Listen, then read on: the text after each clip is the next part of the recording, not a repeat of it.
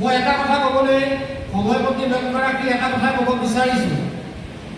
আমাৰ তিনিগৰাকী শিক্ষকক, বিশেষকৈ ডক্টৰ প্ৰণামিকা গোস্বামী বাইদেউ, আমি আজি 6 মাহৰ আগতেই তেখেতক আমি বিদায় সম্ভাষণ জনাব লাগিছিল।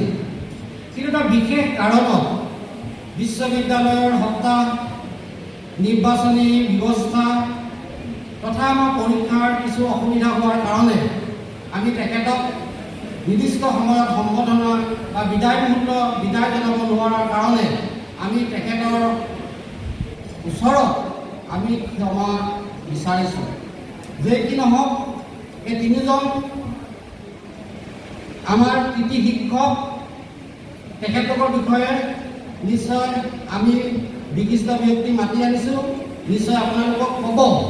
কিন্তু মই এইখিনিতে এটা কথা কৈ যাওঁ যে অতি কষ্টৰে 2-3জন শিক্ষকে পৰিসংখ্যা বিভাগটো পৰিচালনা কৰা, ঠিক যিদৰে বিজয় মোহন ছাৰ আৰু প্ৰণামিকা বাইদেৱে যি কষ্টৰে বিভাগটো চলালে, সেই বিভাগটো বহু কষ্টৰে আচলতে চলায় সেই বিভাগটো এটা উচ্চ পৰ্যায়লৈ উন্নীত কৰিলে। ঠিক সেইদৰে বাকী দুগৰাকী বাইদেউ, মায়েশ্ৰী বাইদেউ আৰু নিৰুপমা বাইদেউ, তেখেতলোক হৈছে সৃষ্টিশীল কামত নিয়োজিত একো এগৰাকী ব্যক্তি।